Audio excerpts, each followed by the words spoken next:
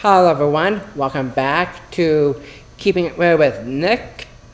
Here we have Ann Fudge Schormans, who is a associate professor and social worker. So let's start it off. So Ann, you are a professional associate professor.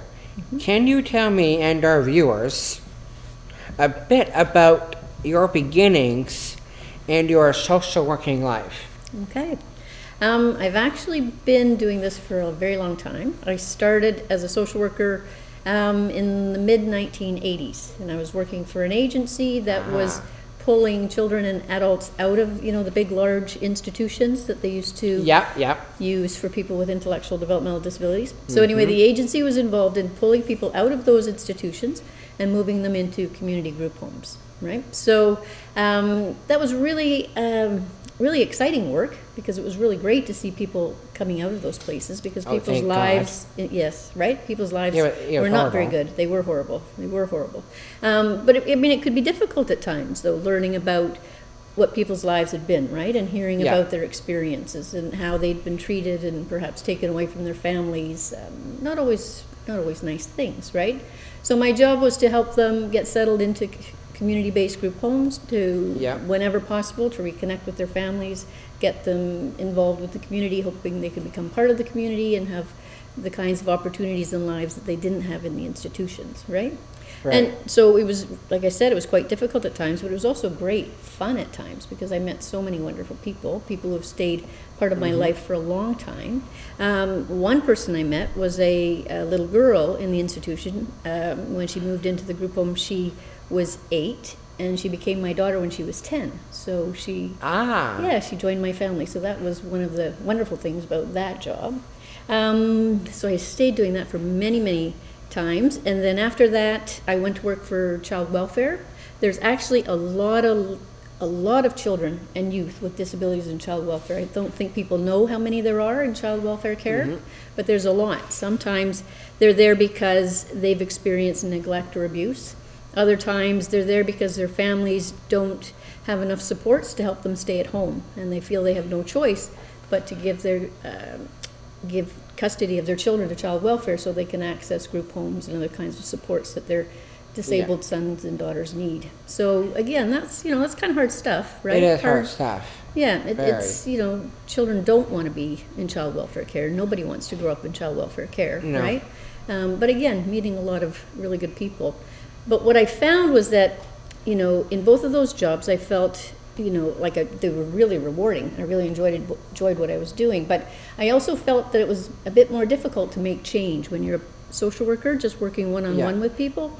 So I went back to school and got a PhD, and became a professor at the School of Social Work at McMaster. And so now I get to do research and teach, hopefully reaching more people than you can sort of in that one-on-one kind of approach. So it's a bit different, but it's also quite nice. Yeah, and I'm really happy one of those institutions is shut down, which I've heard about. Yeah, like Coronia as one of those institutions. Yeah. And we did heard a public apology from. That's right. What was her name again? The Premier, Kathleen Wynne. Kathleen Wynne. Yeah, we heard a Kathleen Wynne speech. She apologized for those who have been in that institution.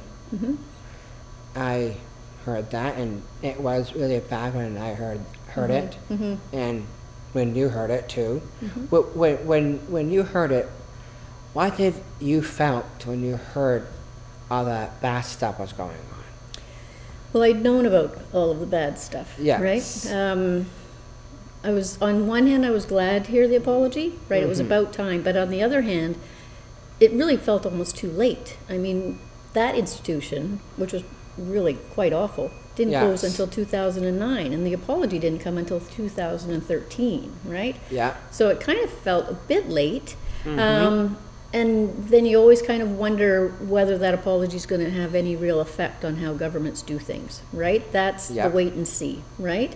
And does that apology mean that people actually pay attention they hear what happened and they start to think differently about how people with disabilities are included in the community or supported, right? Will that make a change? And I think we have to do a little bit of wait and see on that one, but I don't think I've noticed any great big significant changes yet. Do you?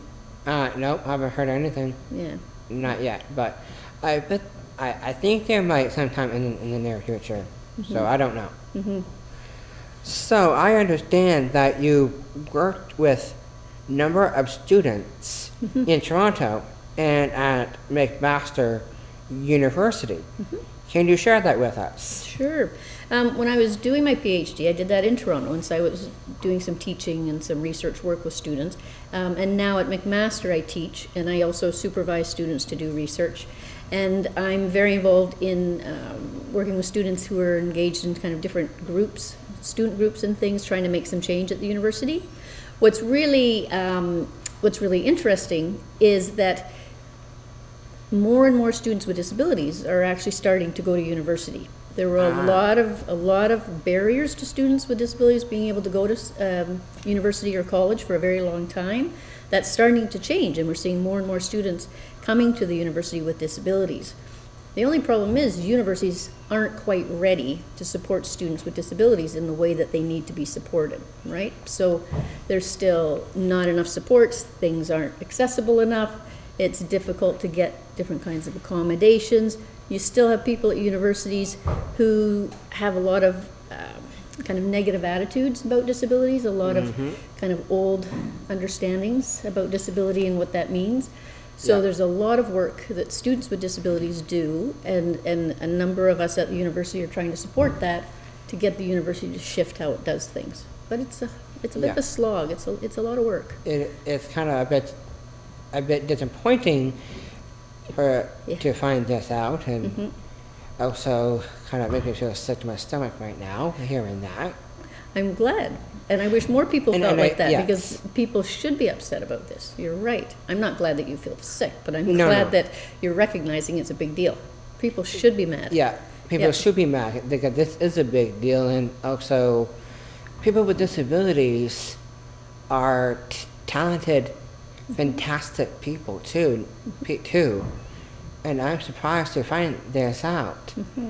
And this is not okay at all. This is unacceptable. You're right. You're right. And that should change. Yep. One of the groups of people who is least likely to get into university is people who live with the label of intellectual or developmental disabilities, right? Yeah. So at McMaster, we had a program going for a few years, and we're trying to figure out how to make it more formal. But we would invite people living with that label of intellectual disability to take our courses, to take social work courses if they were interested. And the instructors would do what they needed to do to be able to include them. We found that the students half the time didn't even know that they were people with disabilities, right? And that everybody was very welcoming when they did find out, right? And those were kind of some wonderful experiences for students. We weren't able to make them official students, because that would mean they had to pay fees, and they cost a lot of money. And a lot of people on ODSP can't really afford to go to college or university, right?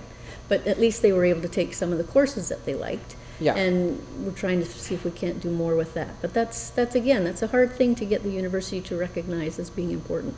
Yeah, actually, that is important. And I think I'm going to get right on that. That'd be great. Big time, actually. And get after that. Oh yeah, probably be all over this. So in that case, can you tell me what arts-informed research is, and how did that came about? Arts-informed research developed, I don't know exactly how it developed, but it really comes from the idea that there's more than one way to figure out what something is about. You know what I mean? So like in research, you're trying to either answer a question or learn more about something, right? And usually, one of the ways that people do that is they interview other people, so they ask them questions.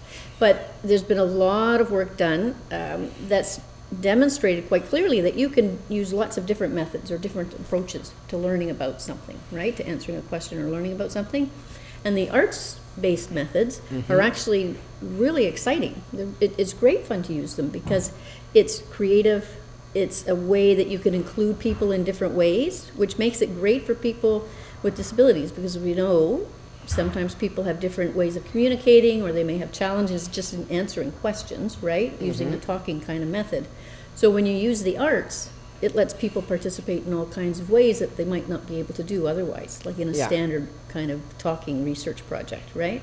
Yeah. The other thing is, not only can they participate and explore things, but you can express what you learn in a lot of different ways. So some of the projects that I've used, we've used forum theater, we've used photography, we've used storytelling, we've used painting and other kinds of art, we've used mapping, like where you make maps and talk about what your life looks like, showing it on a map, right? Yeah. With pictures and also routes of I how actually you use the city. have one of those. There you go. I can show you that later. That'd be great. So, and you remember you were part of one of the forum theaters. Remember one time I needed somebody to participate, and you stepped into that, right? I did. And that was a really important one because we used that forum theater production, which was about engaging people to kind of think about what it means to parent if you're somebody labeled with an intellectual disability. Remember, you played the doctor, right? I played the doctor, You played the doctor. And we presented that twice, remember, to medical students at McMaster. Yeah. And they really, really loved it. They felt it was a way of learning about intellectual disability and parenting that they'd never understood before. They'd only ever learned about it in textbooks where it was like, if you have that label, then you probably can't be a parent. But in seeing what happened in our theater production of it, they got a very different sense of what it could be, right? Yeah. So it can be very powerful, and that's one of the things that's really cool about arts-based, is because you can really get audiences excited about what you're talking about. So people aren't too excited about reading a report. They tend to be a lot more excited seeing theater or looking at images that are really exciting or interesting or provocative, right? Yeah. So it's good fun. It is fun. Actually, it was kind of fun when we did that. And we did that through Cheryl. Cheryl helped us, She helped us. She helped us with that, yeah. And we did some workshops and some research. That was the other project, though. You were part of that one too, right? Intimate citizenship. Yes. Right, that's right. I was part of that too. Yes, that was that 3-day workshop using the arts, yeah. And how did that come about?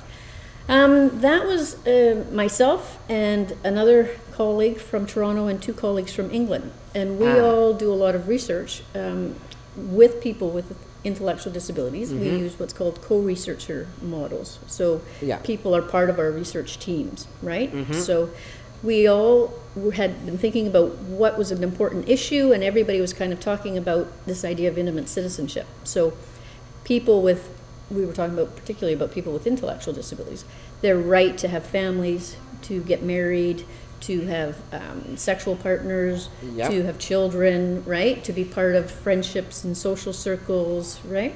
All of those kinds of things, to be able to explore their sexuality. And those are things that, if you have that intellectual disability label, means often people say, that's not for you. You can't manage that, right? So we did the 3-day workshop, brought all kinds of people together from across Canada, Australia, the UK, South Africa, remember? And we had it, 1/3 of the people were people living with intellectual disabilities, 1/3 were professors, academics like me, and the other 1/3 were people who were providing services.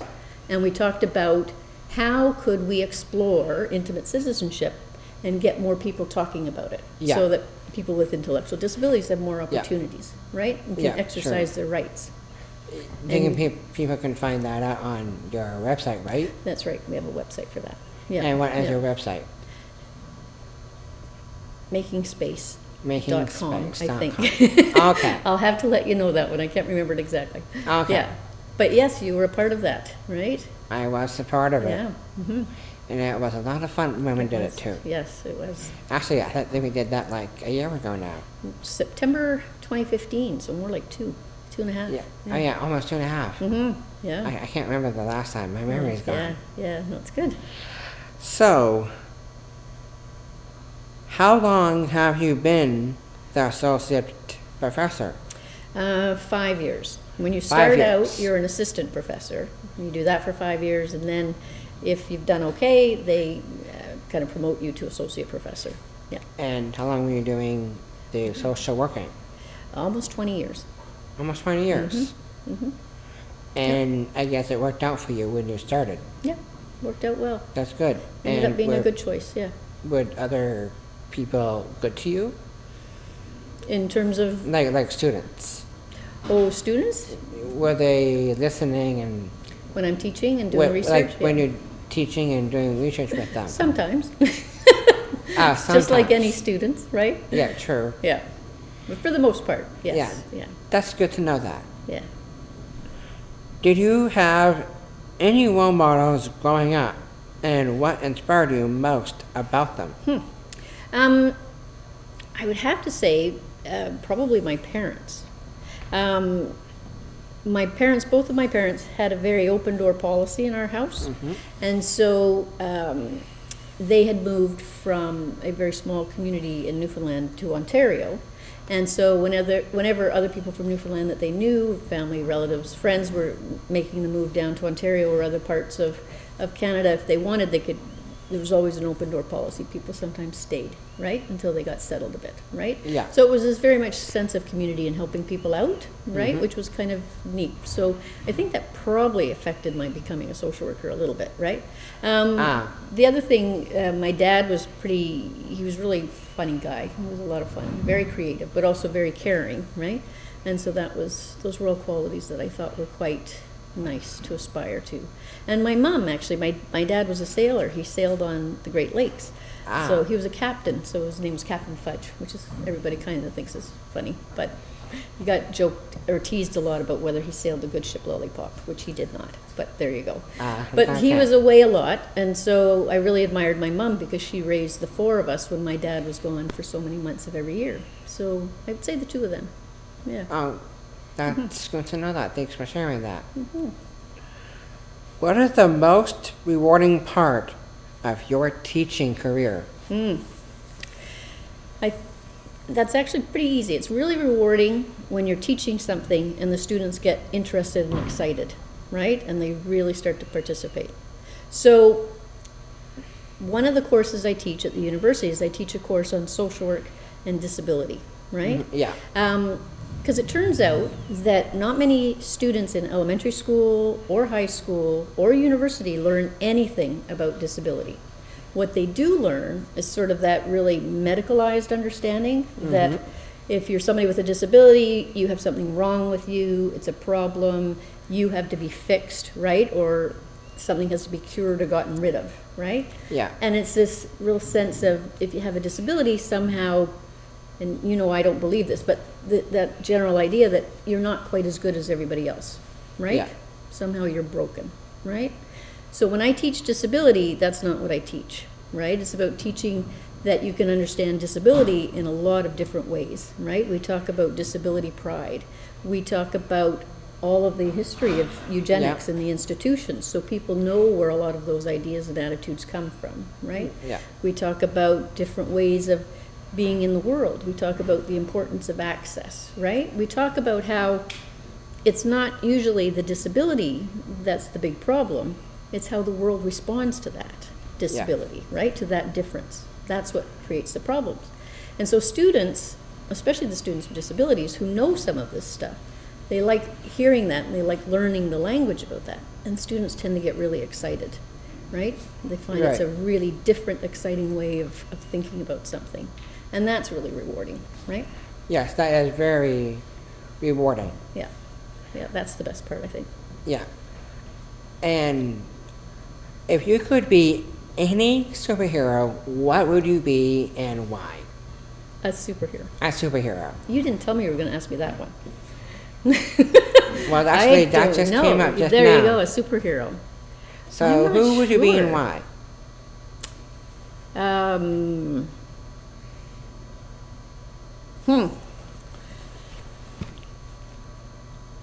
Maybe something like, this might sound kind of corny, but something like Captain Accessibility, who can go in and make things accessible without having to wait for governments and other people to do it. That'd be a perfect superhero power for you. All right, or anybody. Or you, right? There you or go. me, or you. Yeah. anybody can have that kind of power. That'd be cool. I wish I could have that power, Yeah. or anybody could. So, thank you for coming onto the Thank show. you. I appreciate it.